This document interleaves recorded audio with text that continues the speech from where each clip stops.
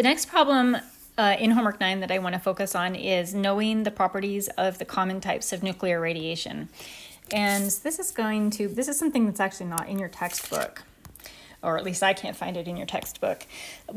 For nuclear reactions, there are three really common types of radioactive decay: the alpha particles, the beta particles, and gamma particles, which is something new. And I'm actually going to try to find a way to make this into a table.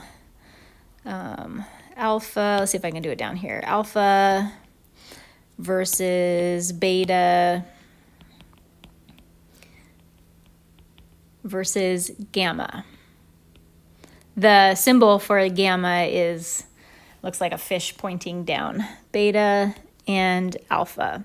And so the nuclear reactions are going to emit one of these three different types of particles, and they are really different in terms of how we need to protect ourselves from them.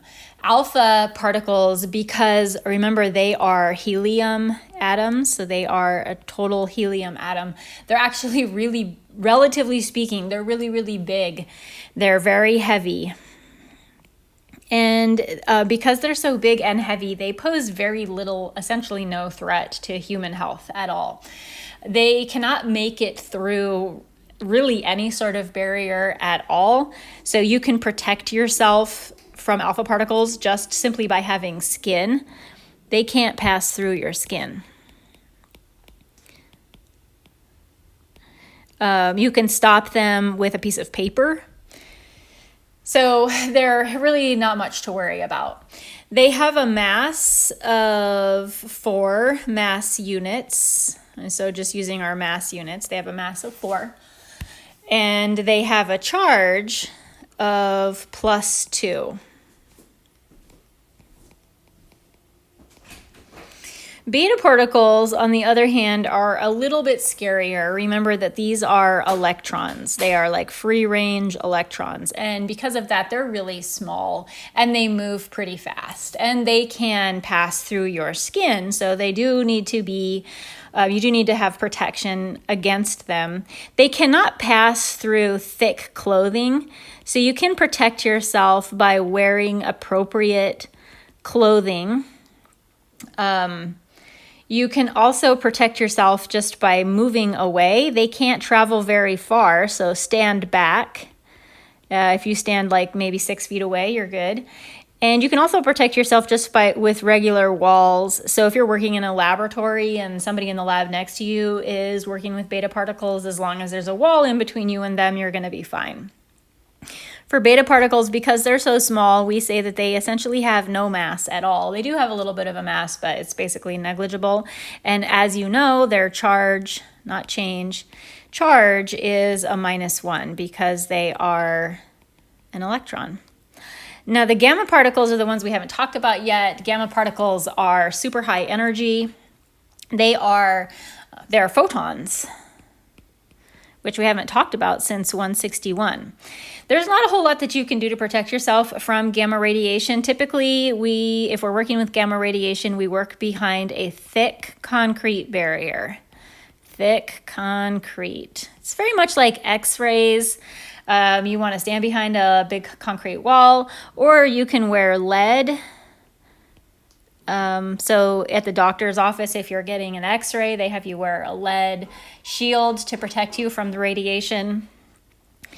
Or you can have like some sort of barrier made out of lead. These photons are, when we talked about photons before, I said they were like massless particles. So photons also have no mass. And photons are not charged either, so they have a charge of 0 as well. And this, let's see, what else is this asking about on this? The last thing that this question is asking you about is if it's matter versus energy.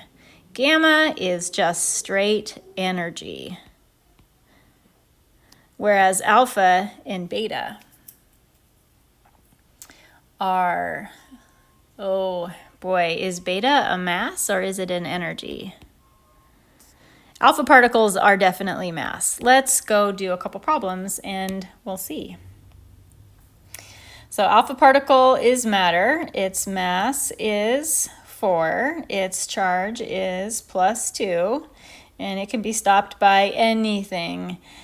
What would be a mass of 0 and a charge of 1 would be the beta particle. It could be stopped by a household wall. And this is where I'm not sure. Do we call this matter or energy? Let's call it energy and see what it says.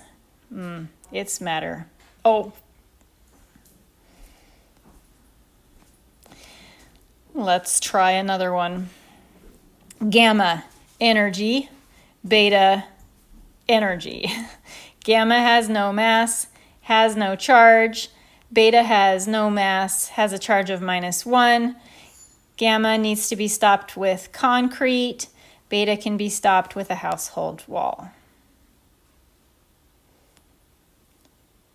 All right, so now we know beta particles are considered matter even though we say they have a mass of 0.